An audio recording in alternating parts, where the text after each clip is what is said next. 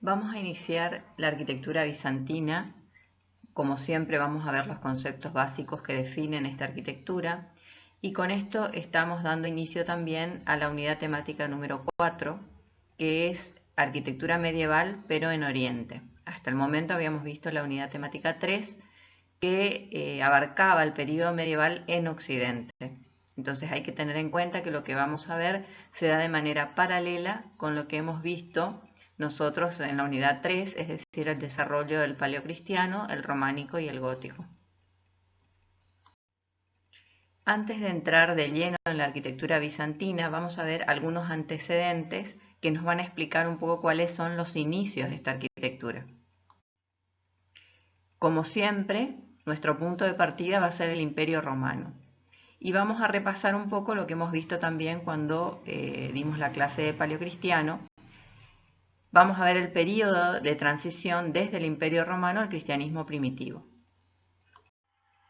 Esta es la configuración del esplendor del Imperio Romano, del cual surgen todas estas culturas de las que estamos hablando. Esto es para alrededor del siglo I después de Cristo, y pueden ver ustedes cómo es la extensión máxima que alcanza el Imperio Romano sobre el Mediterráneo. Esto también lo hemos visto en la clase de paleocristiano y nos sirve siempre de base para entender los antecedentes. La decadencia del Imperio Romano se da, entre otras razones, una muy importante son las invasiones bárbaras. Y estas son las distintas invasiones en el territorio europeo para los años 100 al 500 después de Cristo.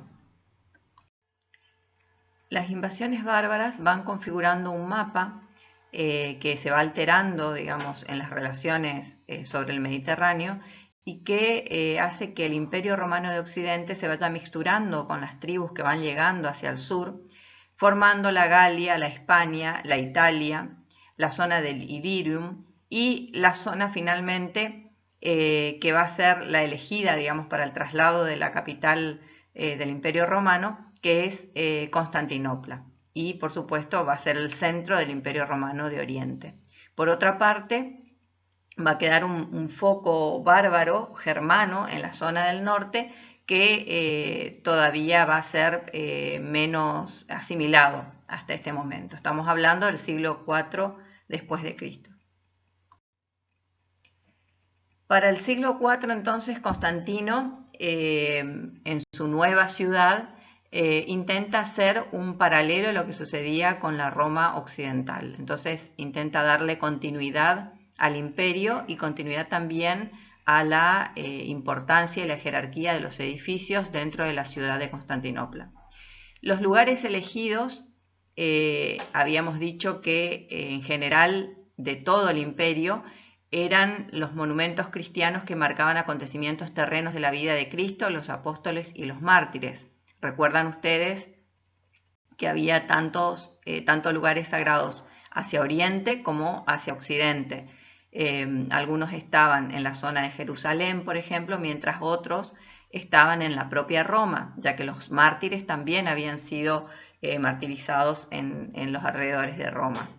Entonces esos eran los lugares elegidos para las primeras iglesias constantinianas, que eran las que nosotros vimos durante el Paleocristiano. La forma, habíamos dicho también en esa ocasión, no había sido prescrita por la fe, es decir, nadie, ni la doctrina, ni el uso y costumbre decía de cómo debía ser la forma de esas primitivas iglesias. Por lo tanto, esto dio lugar a la innovación a partir de dos tipos constructivos, que son las basílicas, que eran edificios romanos anteriores que se conocían en la época, y que, como habíamos visto, formaban parte en general de los foros romanos y que daban una planta longitudinal. Por otra parte, otro edificio también importante en el imperio, sobre todo en la última etapa del Imperio Romano de Occidente, fueron los mausoleos y las termas, donde había un sector, el Caldarium, que era la zona circular y la zona más importante de todo el complejo. En general eran espacios centralizados. Por eso decimos acá que eran partes de termas o tumbas, en general circulares o octogonales, cubiertas con cúpulas o cabriadas de madera o de forma cónica. Estas dos son las tipologías de forma que podrían adoptarse, digamos, en el caso de las iglesias primitivas. Esto lo habíamos visto ya en el Paleocristiano. Repasando también algo que hemos visto durante la clase del Paleocristiano, pero para rememorar lo importante que fue Roma en incluso la configuración de las primeras tipologías de iglesia, vamos a ver los antecedentes de los edificios paleocristianos en la Roma imperial. Había tanto espacios longitudinales que devenían de justamente la basílica romana, que era un espacio en realidad para administrar justicia, y que tenemos acá algunos ejemplos y nos daban por resultado, digamos, las nuevas iglesias cristianas, pero con un desarrollo longitudinal, como los edificios centralizados, como habíamos dicho, muchos de ellos eran mausoleos o templos, como el de Minerva Médica, o, por ejemplo, la zona del Caldarium de las termas. ¿Sí? Esto daba por resultado esta configuración centralizada de las iglesias cristianas primitivas. Pero siempre, fíjense cómo todos los ejemplos cristianos abrevan en este pasado común que es el pasado romano. Habíamos dicho también en la clase de Paleocristiano que entonces, a partir de estos antecedentes romanos, las fórmulas tipológicas de las iglesias constantinianas podían ser las de multitudes, donde se privilegiaba el recorrido longitudinal y por lo tanto una planta longilínea, y la de circunstancias, donde se privilegiaba un acontecimiento particular que podía ser el martirio de un santo o su tumba, y se envolvía este espacio, lo que daba una configuración espacial centralizada. A esto se llamó fórmula tipológica de circunstancia. Volvamos a este gran acontecimiento que fue la división del Imperio Romano.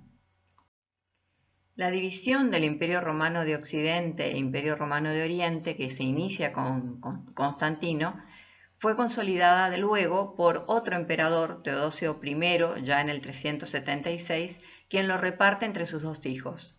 Arcadio fue designado emperador de Oriente y Honorio de Occidente. De esta manera se inician, digamos, dos dinastías, tanto en Oriente como en Occidente, por lo cual podemos saber de que en Occidente también hay una sucesión de gobernantes que van haciendo que este imperio de Occidente que permanezca, digamos, y no desaparezca del todo. Por supuesto que siempre el imperio, en esta época, el Imperio Romano de Oriente va a ser el más fuerte, el más pujante y el que tiene las mejores obras arquitectónicas también. Como dice aquí, las dinastías en Occidente se continuaron alternativamente con capital en Milán, en Roma y también en Ravenna, hasta que finalmente Rómulo Augusto en el 476 depone el gobierno y por lo tanto termina o finaliza el Imperio Romano de Occidente.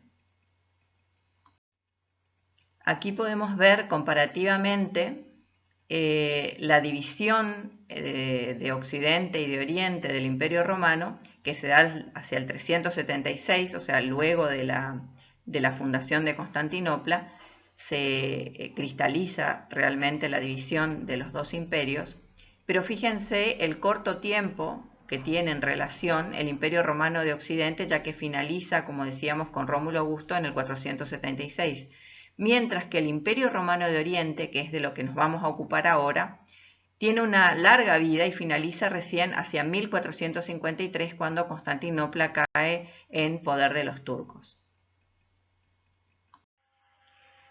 Tenemos aquí una breve cronología del Imperio Bizantino.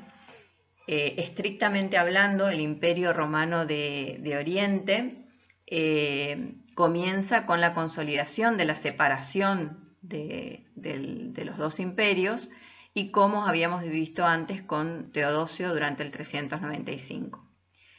El que consolida el Imperio Romano de Oriente como el sueño de Constantino, que era darle continuidad al Imperio Romano de Occidente y tener el esplendor de Roma en la ciudad de Constantinopla, es Justiniano. A esta etapa de su gobierno se lo conoce como Primera Edad de Oro, que va del siglo VI al IX, ya que él intenta la restauración del Imperio Romano.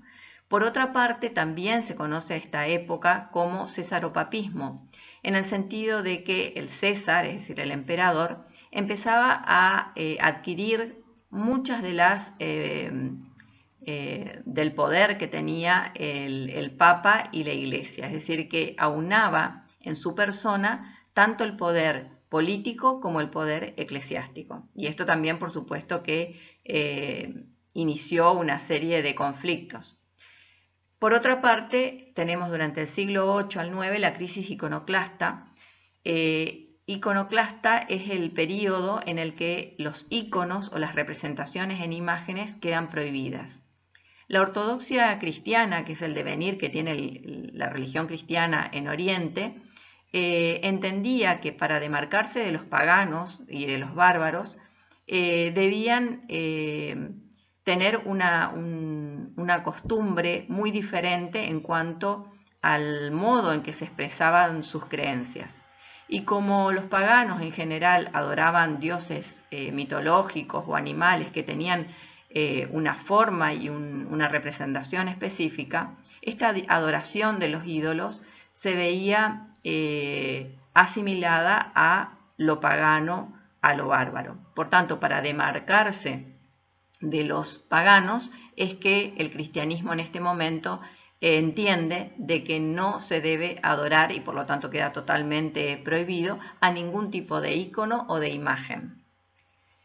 Durante la segunda mitad del siglo IX e inicios del siglo XIII es lo que se conoce como Segunda Edad de Oro, donde justamente se da lo contrario, se restablece el culto de las imágenes, se expande el Imperio Romano de Oriente hacia la cuenca del Danubio, o sea, estamos hablando ya hacia el norte, se evangelizan los pueblos eslavos, o sea, el Imperio Romano de Oriente se extiende, y se da la ruptura de la cristiandad con la Iglesia ortodoxa. En definitiva es lo que estábamos diciendo, que en general los ortodoxos dentro de la misma religión cristiana empiezan a tener una posición diferente al del resto de los cristianos y finalmente se consolida esta ruptura que se le llama cisma religioso para el 1054, es decir, para el siglo XI. Y aparece allí lo que conocemos hoy como Iglesia Ortodoxa Cristiana. Para el siglo XIII y siglo XV, noten ustedes que estamos hablando siempre de épocas que tienen su paralelo perfectamente en Occidente, que es lo que hemos visto cuando veíamos arquitectura paleocristiana, románica y gótica. Entonces, para el siglo XIII al XV es la etapa de decadencia del Imperio Romano de Oriente y de desintegración territorial, debido a multitud de factores, entre ellos a presiones militares externas, a la aparición de las cruzadas, la invasión de los normandos, es decir, las tribus del norte y de los turcos. Finalmente, los turcos, ¿no es cierto?, dentro de lo que sería el imperio musulmán, toman Constantinopla y le hacen caer el Imperio Romano de Oriente y con esto termina el Imperio Bizantino en 1453. Situémonos entonces en el Imperio Bizantino, o sea, en la época básicamente de esplendor de la primera edad de oro de Bizancio, que es la época de Justiniano, y así como veíamos que durante la época de Constantino existía una fórmula paleocristiana, ¿no es cierto?, en la arquitectura paleocristiana, también para la época de Justiniano va a aparecer lo que llamamos nosotros fórmula bizantina en el Imperio Romano de Oriente, hablando estrictamente de arquitectura. Sintéticamente, lo que sucede es que existe una fusión de la arquitectura de multitudes, que llamábamos de multitudes o longitudinal en el paleocristiano, y de circunstancias o fórmula centralizada que veíamos en la arquitectura paleocristiana. Hay varias razones por las que se da esta mixtura o esta fusión. Entre ellas aparece la idea del cesaropapismo. Esto es, de que el emperador tenía funciones tanto políticas como religiosas y por lo tanto competían estas dos funciones, la del emperador y gobernador de lo civil, digamos, y por otro lado la del papa o el gobierno eclesiástico. De algún modo, esta fórmula centralizada, pero con ábside, ¿no? Porque eso es lo que estamos viendo. Estas son a la izquierda vamos a ver una serie de plantas, ahora les voy a explicar bien cuáles son, una serie de plantas de iglesias bizantinas, desde la primitiva, que es una iglesia constantiniana, en realidad es un mausoleo de Constantino, es decir, donde van a reposar sus restos, y que le da origen a todas estas tipologías. Y la última que hemos visto acá, y por eso la señalé con amarillo, es la de San Marcos en Venecia. En el medio están probablemente las que están en blanco, las mejores iglesias, o por lo menos las que representan mejor a la fórmula bizantina, que es esta mixtura entre la iglesia centralizada y la iglesia con ábside. En el esquema de la derecha ustedes pueden ver que aparece un centro de atención en el medio, que es lo que le da el estar debajo de la cúpula, ¿no es cierto? Es la fórmula centralizada, pero al mismo tiempo también hay una direccional muy importante hacia el altar, hacia el ábside. Esto hacía que de alguna manera se pudiera responder tanto al hecho de que era importante el papa, el obispo o la autoridad eclesiástica, la que se situaba en la zona del altar, ¿no es cierto?, cerca del ábside, y era también importante la figura del emperador, que normalmente se ubicaba debajo de la cúpula con todo su séquito. Entonces, esta fórmula tenía que ver también con este interés de aunar estas dos fuerzas en oposición, que era la fuerza del papa y la fuerza del emperador. Decía que les iba a mostrar estas tipologías porque en esta serie que vemos podemos iniciarla con esta que está en amarillo hacia la izquierda, que es la iglesia de los Santos Apóstoles o Basílica de los Santos Apóstoles, que tiene una planta muy simple de 5 cúpulas y de una cruz griega.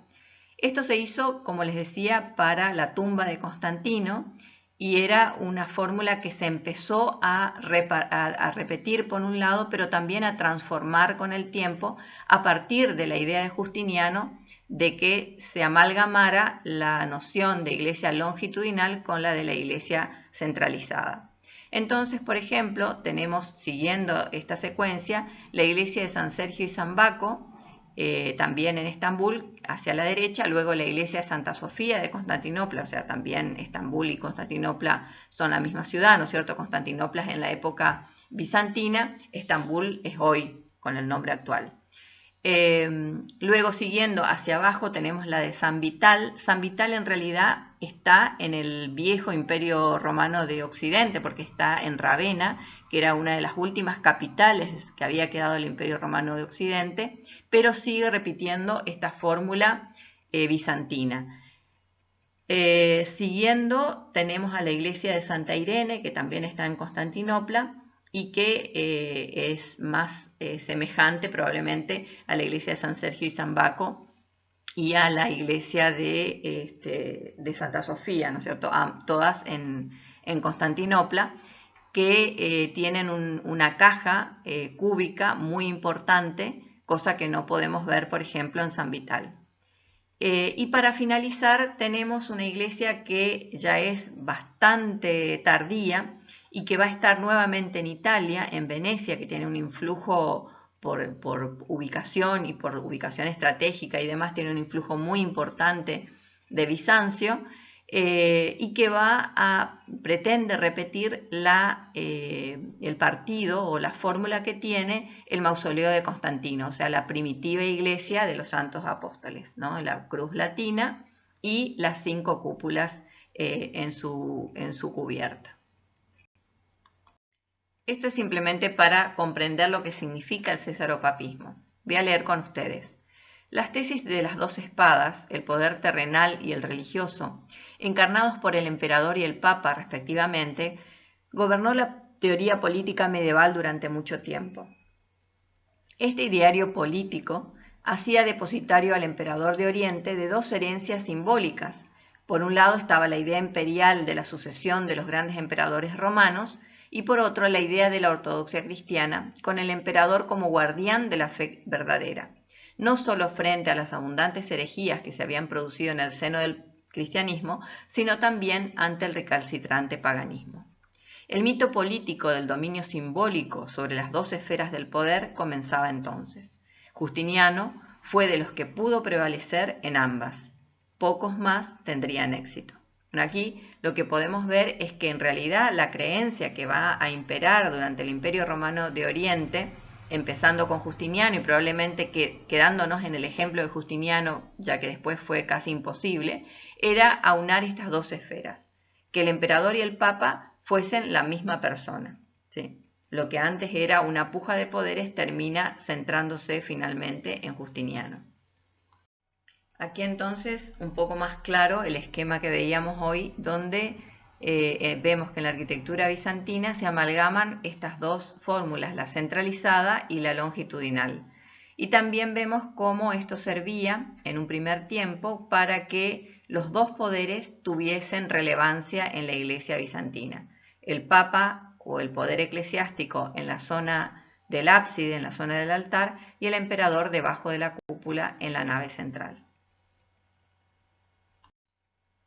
Una de las cuestiones muy importantes a ver en las fórmulas arquitectónicas bizantinas es la idea del espacio dilatado o dilatación espacial.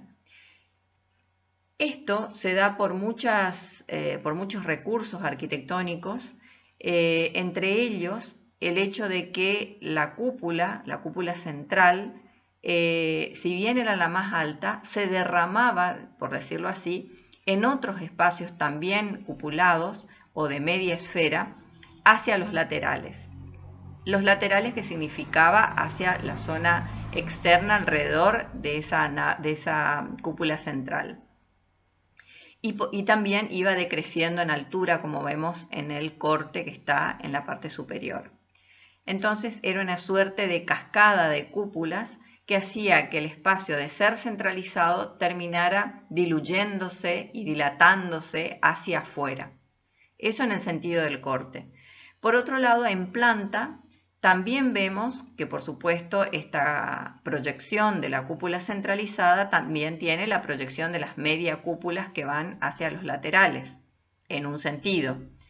Y luego también en las otras cúpulas que empiezan a aparecer, cúpulas de bóvedas de arista, hacia los laterales en el otro sentido. Es decir, que tanto hacia lo largo, si podríamos pensarlo en términos de largo, la zona del ábside, como hacia lo ancho, este espacio se dilataba. Por otra parte, algo muy importante es que estructuralmente eran edificios, por supuesto, de mampostería portante, donde la técnica del hormigón y del ladrillo era muy similar a la de su referencia romana, y donde se le daba prevalencia al soporte de estas cúpulas a través de un sistema de pilares muy importantes, que son estos que nosotros marcamos en la planta como de color rojo o más oscuro. Esos pilares sostenían las cúpulas y semicúpulas hacia ambos lados. Y por otro lado, porque ven ustedes que tenemos hacia el lado, digamos, de la longitudinalidad, tenemos pilares más pequeños. Lo que sucedía es que también teníamos hacia esos lados otro sistema de cúpulas que hacían de contrafuerte, digamos, al sistema de descarga. Eso lo vamos a ver un poquito más en la parte de tecnología. Pero lo que me interesa remarcar acá es que visualmente incluso esos grandes pilares se hacen ver en el corte, que es lo que marcamos en rojo. Por lo tanto, tenemos la imagen de gruesos pilares o pedazos de muro que no tienen pilastras, porque no se ven pilastras como en el caso romano, sino que se manejan con superficies lisas, muchas de ellas decoradas con azulejos o con pinturas, pero que en ningún caso aparecen como pilastras, sino que se ven como pedazos de muro.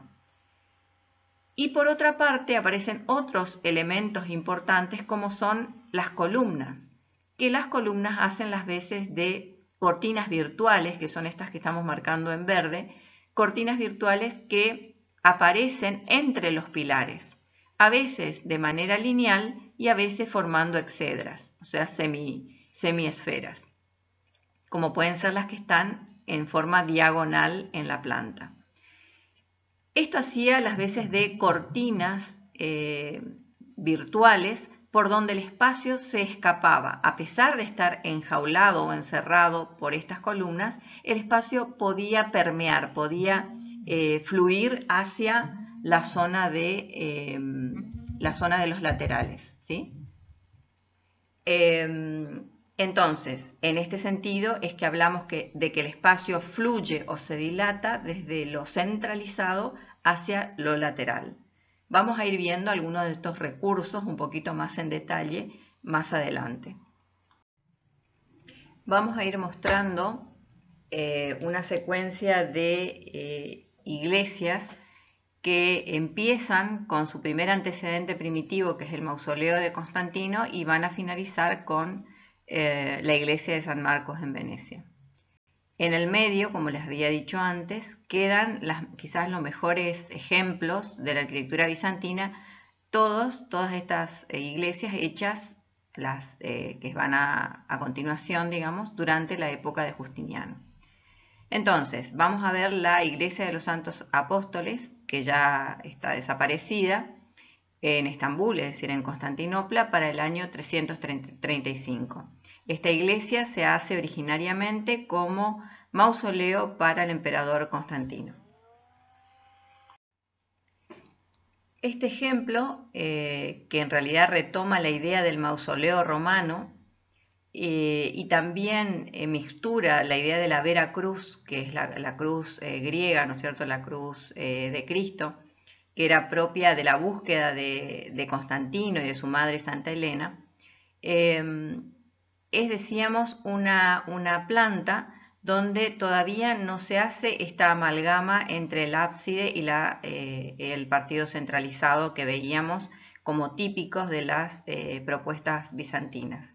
Esto, al ser un antecedente, todavía nos liga a los mausoleos romanos, y donde sí aparece una típica resolución de 5 cúpulas iguales, una en el centro y otras en los brazos de la cruz griega, con pares de columnas y con pilares en sus extremos. Esto es notorio porque aquí sí ya empieza a verse algo que va a ser una constante durante la arquitectura bizantina y que lo hemos reflexionado un poco en las imágenes anteriores, que es el hecho de que se ve la cúpula está sostenida por pilares y estos pilares son notorios, es decir, son trozos de muro que se muestran como tal, sin ningún tipo de decoración de pilastra al modo clásico, sino que ya el muro empieza a verse tal cual como es, como muro decorado pero nunca con pilastras.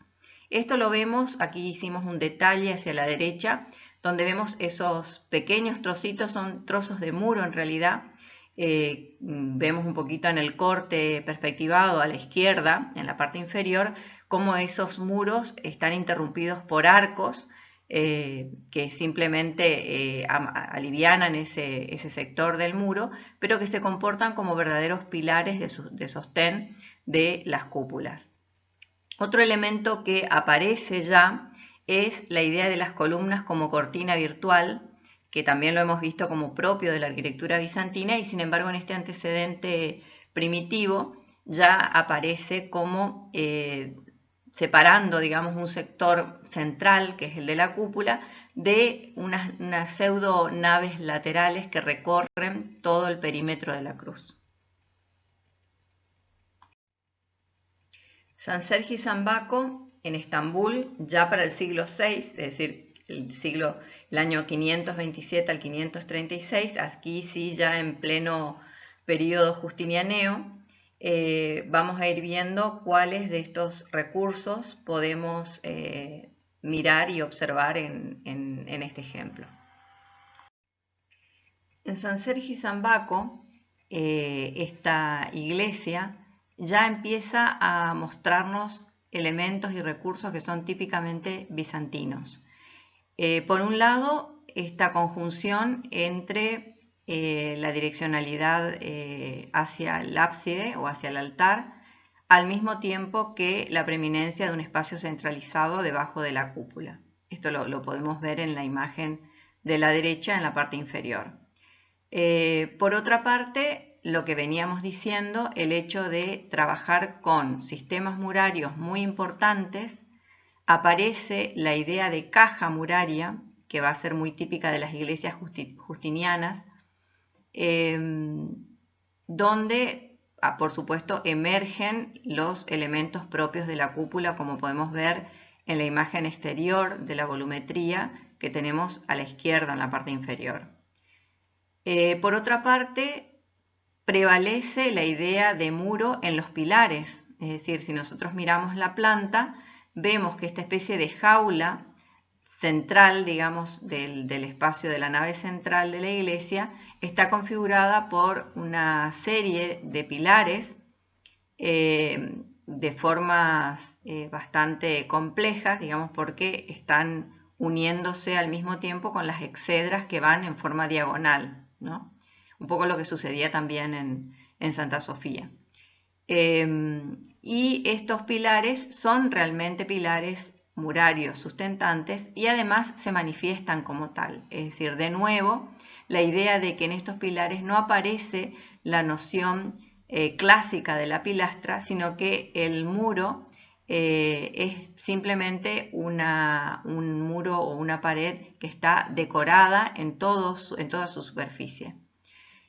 Por otra parte, eso lo hemos marcado en el corte, por ejemplo, en rojo, en la parte superior derecha, y ahí en el corte también podemos ver esta idea de cortina virtual dada por las columnas que se extienden de pilar a pilar. Como en Santa Sofía también tenemos sucesión de columnas rectas y sucesión de columnas formando exedras hacia las diagonales de la planta. En cuanto a su volumetría, podemos ver que si bien es una cúpula desde el interior, exteriormente cuenta con un techo facetado, digamos, como si fuese un octógono, dando lugar a techos de teja que ofician de cubierta contra la intemperie.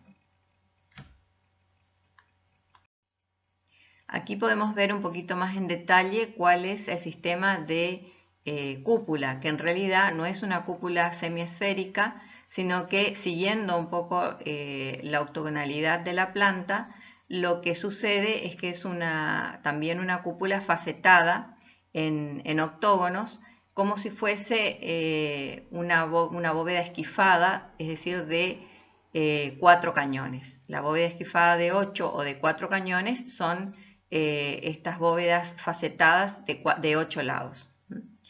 Por otra parte, vemos a la derecha un poco el sistema constructivo, como tiene una sucesión de arcos fajones, que son estos arcos pequeños que se van uniendo a lo largo de todo el perímetro de la planta en la zona centralizada, que después, por supuesto, sobre esos arcos fajones se monta todo el sistema de tambor y de cúpula. Por eso aquí en las fases de la construcción un poco se deja en claro eso. En la parte inferior, a la izquierda, vemos el interior, donde podemos notar el sistema de pilares, que les decía, pilares desnudos, que en este caso ni siquiera los muros están pintados con decoración ni con mosaicos, como sí hay otros casos en que esta decoración aparece, y donde se ve también el sistema de columnas entre esos pilares, ¿no? Que está marcado en verde. En general, estas iglesias tienen 2 alturas, porque por lo general en la zona baja los fieles que se acercaban a las iglesias eran los hombres, y en la zona alta o gineceo, siguiendo incluso la costumbre judaica, se encontraba el matroneo o gineceo, que es la zona de las mujeres. Aquí también en el interior aparece un recurso que es muy importante en general en la tipología bizantina, que es el ingreso de luz. El ingreso de luz normalmente se hace justamente en la zona del tambor y luego en algunos laterales, donde la luz de a poco llega, digamos, hacia la zona por lo menos de las naves laterales, considerando nave lateral a toda esa nave que circunvala la zona centralizada. entendiendo por supuesto que siempre la nave central es la zona del centro, debajo de la cúpula. Entonces, esta idea de la iluminación también es importante, y eso lo vamos a ver después cuando veamos los aspectos espaciales en particular en un ejemplo, pero es importante considerar que en Bizancio también es relevante el misticismo, la idea de espacio místico, y esto sin lugar a dudas se logra a partir de la luz, que en este caso no es una luz coloreada, sino que es una luz tal cual viene desde el exterior a través de vidrios transparentes, pero que cada vez que veamos los ejemplos vamos a ir viendo cómo la luz empieza a adquirir mayor preponderancia a medida que avancemos en el tiempo y cómo empieza a manipularse incluso el manejo de la luz.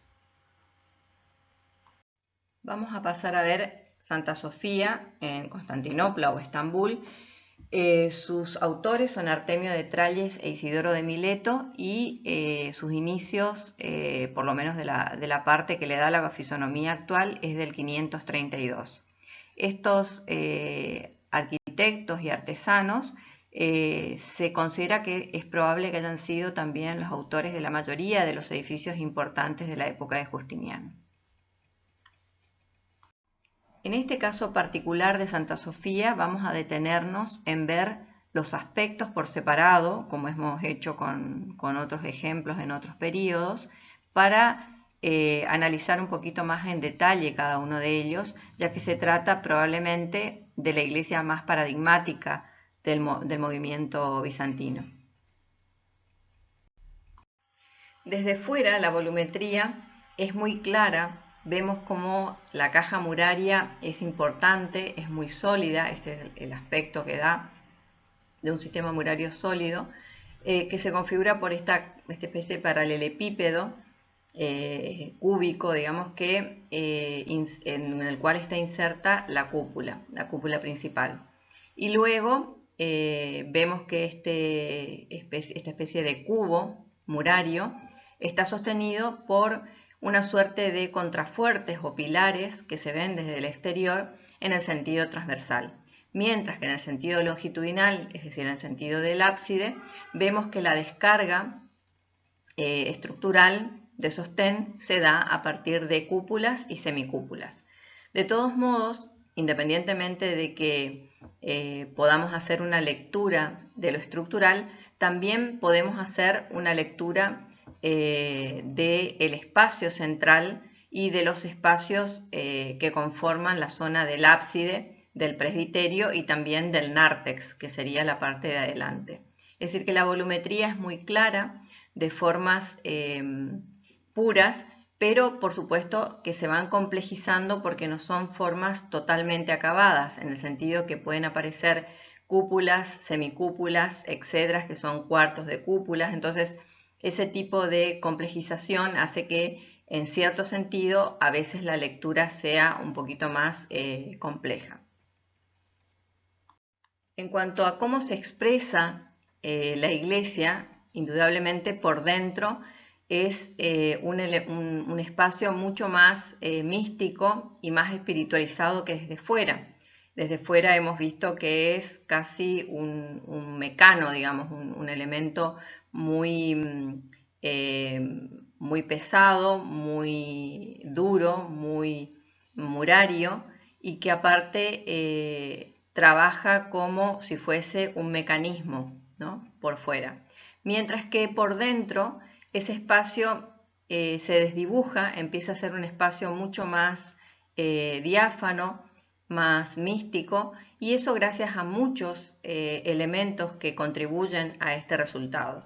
Entre ellos, el hecho de que, como hemos dicho también, en los pilares no aparecen pilastras, es decir, el lenguaje que conocíamos, el lenguaje clásico de los romanos, de las pilastras sobre los muros, desaparece y los muros empiezan a expresarse por sí mismos como superficies continuas que en muchos casos están decoradas, como en este, por mosaicos, que estos mosaicos, al mismo tiempo que son en sí mismos elementos reflectantes, también reflejan la luz que viene desde las lunetas, que son estos sectores de media esfera que vemos en la parte superior, y desde la luz que aparece en la cúpula central. Esto lo vamos a ir viendo en los interiores también. Pero es importante entonces que el lenguaje expresivo ya deja de ser el lenguaje propio de la arquitectura clásica, propio incluso de la arquitectura romana occidental. Aquí vemos como el manejo de la luz es mucho más sofisticado que en el caso de San Sergio y San Baco. La decoración, como pueden ver, es en general de mosaicos. En algunos casos aparecen pinturas o dibujos y gráficos de ángeles y de imágenes religiosas, pero en muchos casos es simplemente el mosaico configurando la geometría propia de cada uno de los arabescos que van formando la decoración. Como decía, eso hace que las paredes también sean reflectantes y terminen reflejando la luz que viene desde la parte superior. Vemos acá la sucesión de ventanas, sobre todo las que van en la parte de la base de la cúpula. Vemos también que la cúpula está configurada por nervios y entre cada nervio aparece el lugar donde se puede abrir una ventana. De tal manera, como vemos en la imagen de la izquierda en la parte inferior, que cuando ingresa la luz directamente se come este lugar que pertenecía al nervio y la cúpula queda literalmente en suspenso, ¿no? Suspendida por ese aro de luz. Es decir, que aquí ya hay un manejo mucho más sofisticado, más complejo de la luz, donde la luz trabaja al mismo tiempo que la superficie reflectante del mosaico, donde la luz se sabe dónde colocarla para dar los efectos necesarios de misticismo, de religiosidad, de espiritualidad. Esto es en la parte del ábside, a la derecha, en la parte inferior, y vemos también que aparece una serie de ventanas en el sector de las exedras y también de los lunetos, ¿no? En la misma imagen de la izquierda, en la parte inferior, en los lunetos vemos que también tiene una serie de ventanas, que es lo que se ve incluso desde la parte exterior. Vamos a ver entonces los aspectos funcionales. En principio, los espacios más importantes son el espacio debajo de la cúpula, ¿no es cierto?, que es lo que vemos en la imagen de la izquierda, en la parte inferior, que es exactamente en la zona del centro, y la direccional hacia el altar. O sea, esto es la conjunción de lo que decíamos de, en general, las tipologías bizantinas, de la conjunción entre la direccionalidad en la planta y la centralidad. Pero por otra parte, decíamos también que funcionalmente tiene su especificidad cada uno de los espacios que se van configurando. La nave central coincide con el espacio debajo de la cúpula y es lo que en la imagen de la derecha lo vemos de color rojo. Por otro lado tenemos la zona del ábside y del altar, que está en lila en la parte superior, y en la parte inferior tenemos un doble nártex. Un nártex que hace exactamente de nexo entre el atrio y un segundo nártex que se llama exonártex, ¿no es cierto? Porque ustedes saben que todavía tenemos esta costumbre, todavía paleocristiana, de que los catecúmenos se encuentren en el atrio, se dé la catequesis, se bautice. De hecho hay un baptisterio que se va a colocar en la zona de la derecha, según lo que estamos viendo ahora y que está en color rojo oscuro, y luego se van acercando hacia el templo, hacia la iglesia, pero siempre con una suerte de filtros, ¿no? Primero un exonártex para luego aparecer recién el nártex como espacio propiamente de transición entre el exterior y el interior. Es decir, una suerte de preparación y de aproximación muy lenta hacia el espacio de la iglesia. Por otra parte tenemos la nave lateral, que en este caso en el sentido longitudinal son las que se encuentran exactamente a los laterales. y que lo hemos puesto así superpuesto por el hecho de que lo más oscuro que está abajo es la zona, como decíamos hoy, de los fieles hombres, mientras que en la parte superior van a estar las mujeres, en lo que se llama matroneo.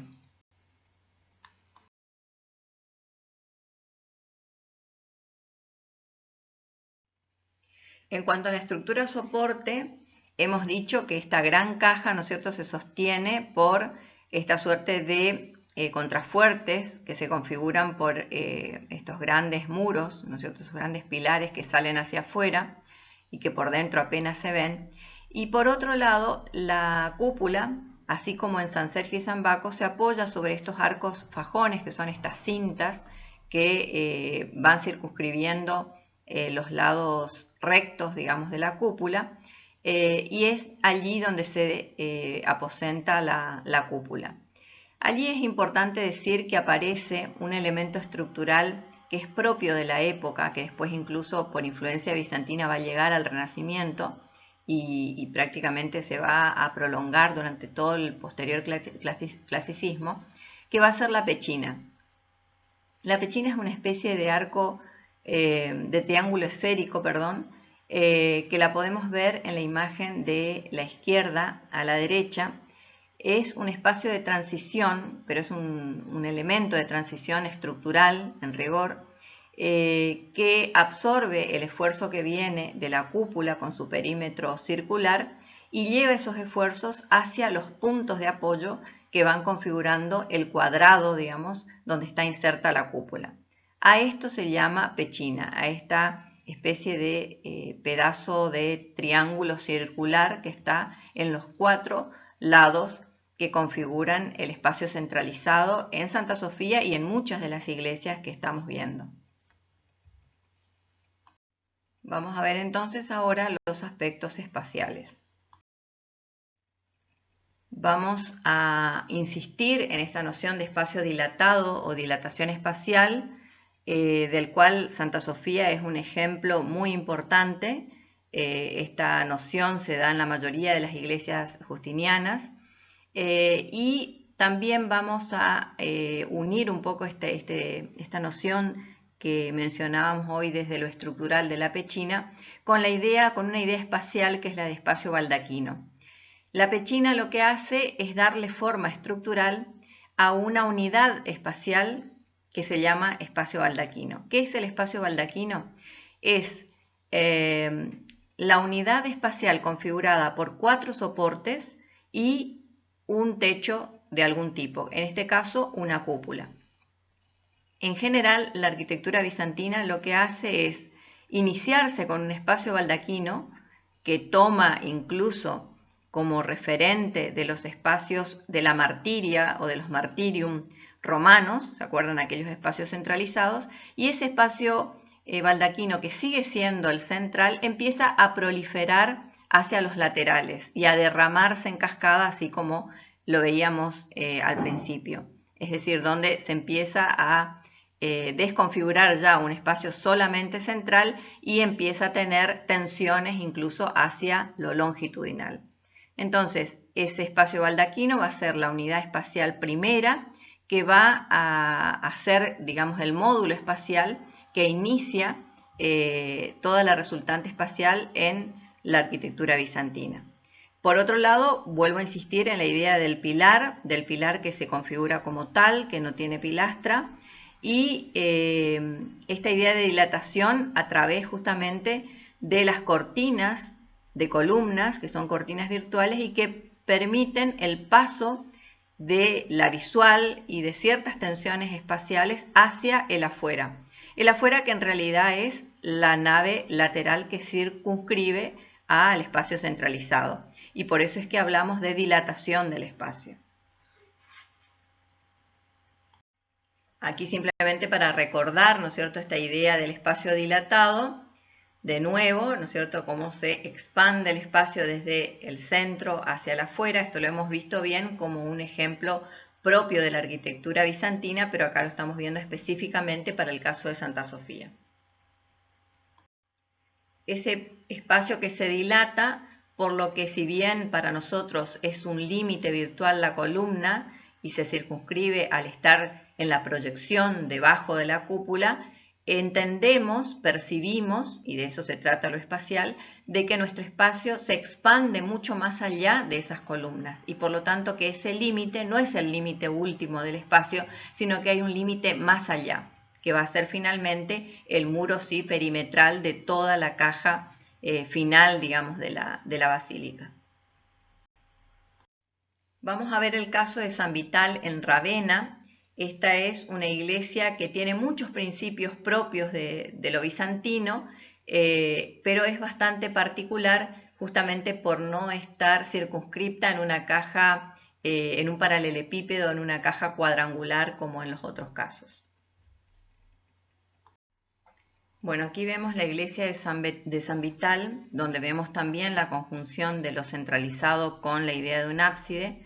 En este caso el transepto está dispuesto de una manera quebrada respecto del ábside y por eso la direccional longitudinal también se tuerce, digamos, se quiebra. Pero igualmente lo podemos considerar como una tensión entre el nártex, el acceso, y el ábside. Por otra parte, por supuesto, la preeminencia del espacio centralizado.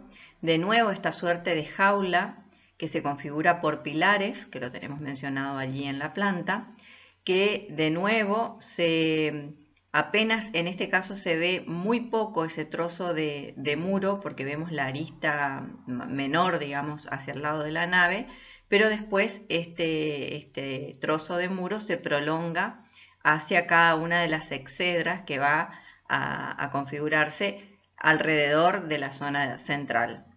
El espacio es una especie de octógono, digamos, al cual se adosan estas exedras y que da lugar también a que en el lado mayor, aparezca la direccional hacia el ábside. Si miramos un poquito la decoración, vemos que también la decoración es planar en la zona de las paredes y los muros, evitando que aparezcan elementos que rememoren la arquitectura clásica, es decir, es decoración que en ningún momento hace alusión a la arquitectura típica clásica romana. Desde el exterior vemos que en este caso, si bien no existe la caja muraria que podríamos ver en los otros ejemplos en Estambul, que es una caja cuadrada, sí vemos que en definitiva esta centralidad hacia el espacio de la cúpula va configurando entonces una caja de tipo octogonal, finalmente, también muraria, con una expresión muy sólida, muy fuerte, de dos alturas, y donde podemos ver incluso los contrafuertes que ayudan a que el esfuerzo de la cúpula pueda descansar hacia el suelo tranquilamente. Eso lo vemos mucho desde el exterior, es decir, otra vez vemos todo el mecanismo de sustentación del edificio desde el lado exterior. Desde el lado interior todo esto no se nos muestra, más bien se nos muestra un espacio espiritualizado, místico, casi un espacio que flota, un espacio que no tiene visos de realidad, sino todo lo contrario, dado justamente por esta idea de dilatación espacial que se da entre el espacio central, esa especie de jaula central, y los espacios laterales. Estructuralmente volvemos a ver que los arcos fajones, que son estas cintas, digamos, que están a los lados de todo el perímetro de la cúpula, en este caso haciendo un octógono, son los que sostienen el tambor de la cúpula final. Eso lo vemos en la imagen de la derecha, en la parte superior. Lo que les decía, si miramos la imagen de la izquierda en la parte superior, vemos como esos pilares se desdibujan. Por fuera son grandes pilares y grandes contrafuertes, y por dentro apenas son aristas que prácticamente no tienen incidencia material en el interior y que se desdibujan incluso por la decoración de los mosaicos, por el tipo de decoración también, por la luz, ¿no es cierto?, puesta en lugares específicos, que hacen que esa zona de la jaula, digamos, sea un lugar absolutamente místico. Eso también, aquí también vale la pena ver, como vimos en los otros ejemplos, la idea, ¿no es cierto?, del pilar por un lado, que es eso rojo que vemos en la parte inferior izquierda, y la parte de lo que serían las columnas que están entre pilares, que lo vemos en color verde. Después aquí una cosa que es importante, y es un elemento que sobre todo en Ravenna se ve mucho, y en general en muchas soluciones bizantinas, es la noción del pulvino. Fíjense, hasta tal punto desaparece la idea del lenguaje clásico que no se ve para nada ningún tipo de capitel de ninguno de los órdenes clásicos, ni dórico, ni jónico, ni corintio, ni siquiera el compuesto de los romanos. Aparece un capitel que es como un dado, como si fuese un tronco pirámide, pero invertido con la base en la base más ancha en la parte superior. Eso hace las veces de capitel, con unas aristas curvas, con un esgrafiado de dibujos que muchas veces están resueltos en bajorrelieves o en mosaicos, y sobre ese capitel, que es el final de la columna, y la zona de la imposta del arco, es decir, donde finaliza el arco, aparece otro elemento que es muy propio de la época, que se llama pulvino, y que vuelve a ser otro dado, digamos, con forma de tronco piramidal, pero también con la base más ancha en la parte de arriba. Esto hace de transición entre la zona del arco, la imposta del arco, que es lo que se recibe, y el capitel, que es la cabeza de la columna. Esto es, este pulvino es propio de la época bizantina. Otra cuestión a nivel tecnológico que también es interesante, pero que deviene también de muchas experiencias romanas, de experiencias de las cuales no me canso de decir que tanto la arquitectura paleocristiana y todo el devenir posterior del románico y el gótico, como la arquitectura bizantina son herederas, y por supuesto la arquitectura romana constituye el principal antecedente, es el alivianar las cúpulas, la cáscara de la cúpula, digamos el cuerpo de la cúpula, a través de pequeñas vasijas de arcilla. Fíjense, esto es una idea a escala, digamos, de lo que sería esa vasija. Lo ven ustedes hacia la derecha, al lado de la imagen interior, en la parte superior de la placa. Esa vasija de terracota, que por supuesto contiene aire en su interior, se coloca en una especie de alvéolos que van armando toda una sucesión en círculos, digamos, uno encima del otro, de manera que se pueda armar la cáscara, lo que llamamos cáscara o cuerpo de la cúpula. En ese sentido, le da cierta rigidez a toda la zona de la cúpula, pero al mismo tiempo se aliviana por el aire que se contiene en esos recipientes. Era una solución muy, muy creativa y que se ha utilizado bastante en la época bizantina.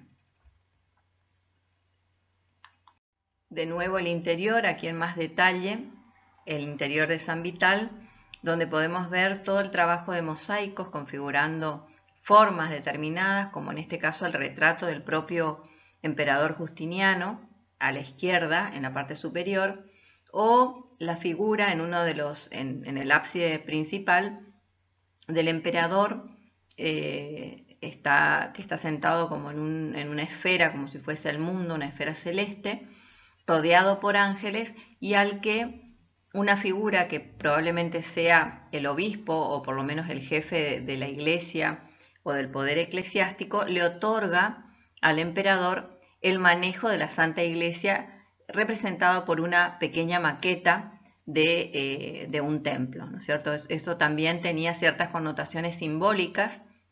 Recuerden que estamos iniciando el cesaropapismo, y la voluntad de Justiniano, que realmente es el único que la puede plasmar y llevar a cabo, de tener al mismo tiempo el poder terrenal, digamos, junto con el poder espiritual. Vamos a ver otra iglesia de la época justiniana, que es Santa Irene, también en Estambul. Exteriormente volvemos a ver una caja muraria importante que se circunscribe como si fuese un paralelepípedo también, el muro, y que contiene, digamos, al tambor circular que va a dar lugar a la cúpula. Eso desde el exterior. Un exterior austero, pero muy volumétrico, muy fuerte, muy contundente en cuanto a los espacios que va configurando y en cuanto también nos cuenta un poco cuál es la estructura soporte de la iglesia. Desde el interior un poco sucede lo mismo que en las otras iglesias bizantinas. El espacio fluye, se dilata desde el centro hacia los laterales. Existe una direccional hacia el altar muy marcada, probablemente quizás más marcada que en otros ejemplos, ya que se configura un cuerpo intermedio entre el nártex y el centro de la iglesia propiamente dicha, lo que acusa esa direccional hacia el altar.